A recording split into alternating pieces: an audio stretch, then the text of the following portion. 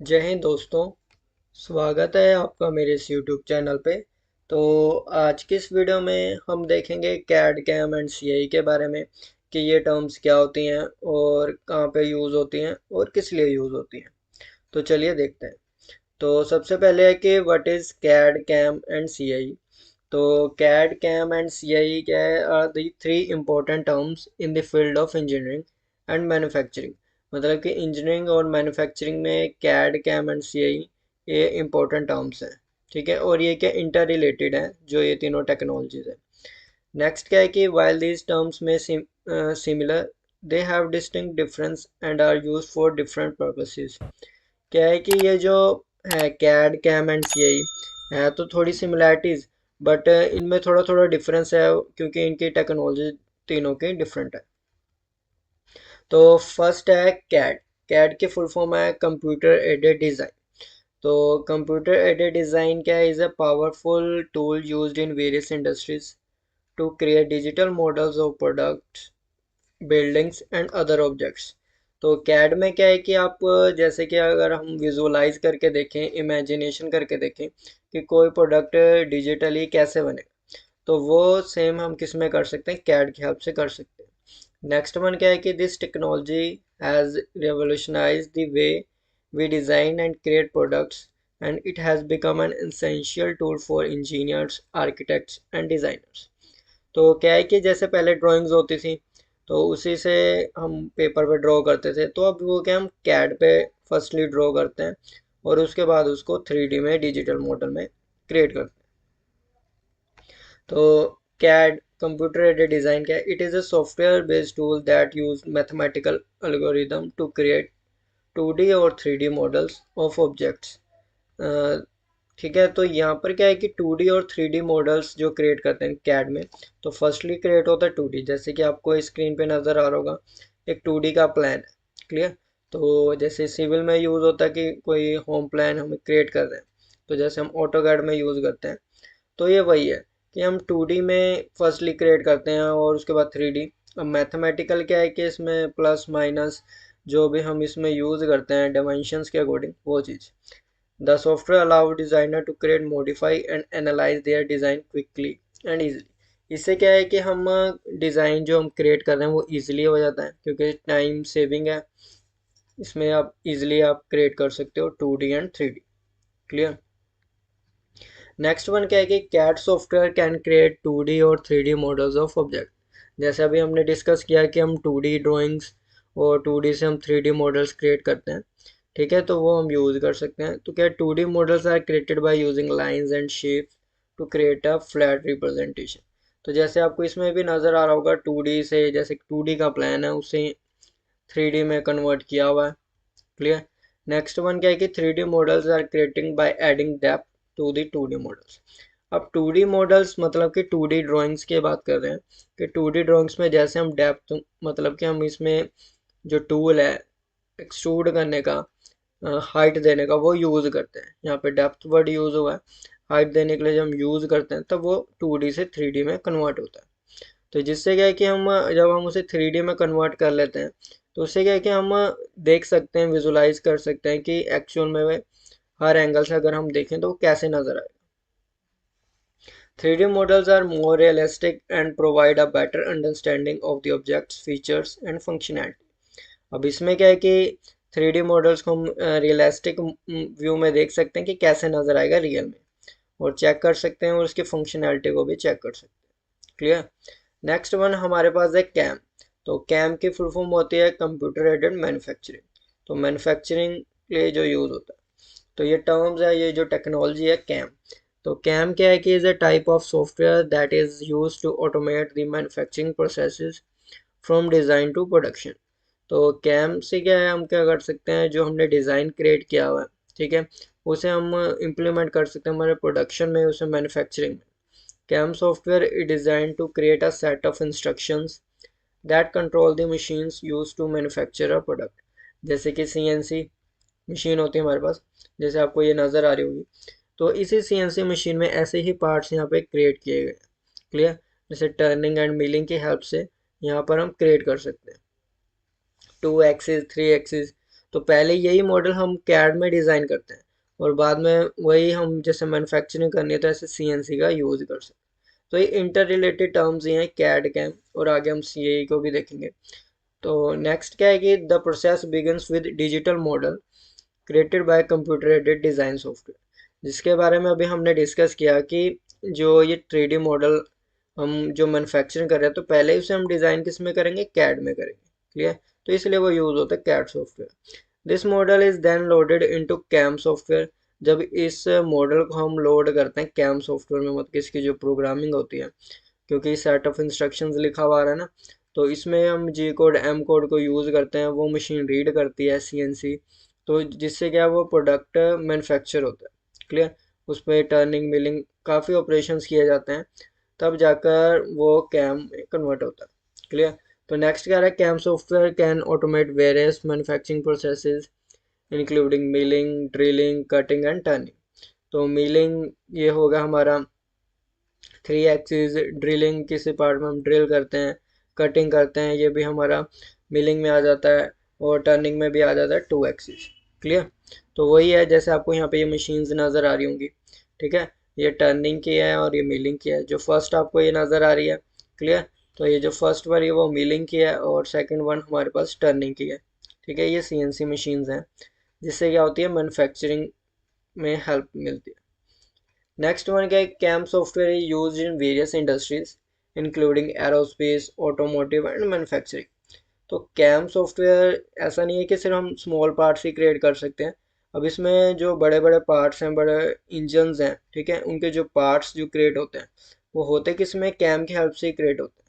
But उससे पहले वो डिज़ाइन किस में होते हैं, कैड में होते हैं। तो ये इंटर रिलेटेड टर्म्स हैं।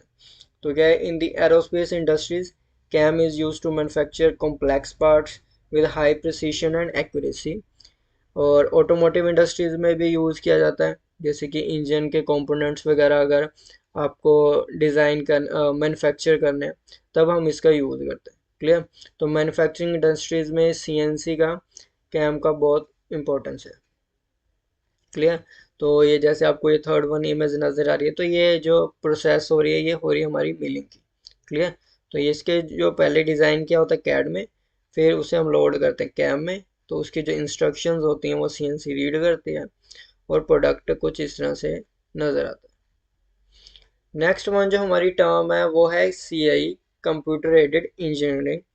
तो यहाँ पर क्या है, computer aided engineering is a type of software that enables engineers to simulate and analyze the behavior of physical system under various conditions। तो एक सिंपल मीनिंग ये है कि सीए क्या है कि जैसे अगर हम कोई भी पार्ट डिज़ाइन कर रहे हैं कैड में, ठीक है, रियल वर्ल्ड में कैसे नज़र आएगा वो हम चेक कर लेते हैं और उसे मैन्युफैक्चर भी कर लेते हैं। बट मैन्युफैक्चरिंग से पहले हम उसमें यूज़ करते हैं सीआई, कंप्यूटर एडेड इंजीनियरिंग, कि जो फिज़िकल उस कंडीशन में वो रहेगा कि नहीं रहेगा। क्लियर? उसके ऊपर हम फोर्सेस वगैरह अप्लाई करके देखते हैं। तो this technology has revolutionised the way engineers design product and system, allowing them to optimize the design for maximum performance। Clear? Safety and efficiency, अब यहाँ पर क्या दिया हुआ है, जैसे आपको ये नज़र आ रहे होंगे, एक मॉडल है कैड का और आपको यहाँ पे अलग अलग बैंड्स नज़र आ रहे होंगे, red, green, yellow, blue. Clear? तो ये क्या है, एक स्केल के अकॉर्डिंग है कि कितने, जैसे ज़्यादा जहाँ पे रेड है वहाँ पे हाई इम्पैक्ट पड़ रहा है किसी बॉडी का, कि उस पर लोड हमने ज़्यादा डाला हुआ है, वो चीज़। तो वो सारा जो हम एनालिसिस करते हैं वो किस में आता है, सीआई में आता है।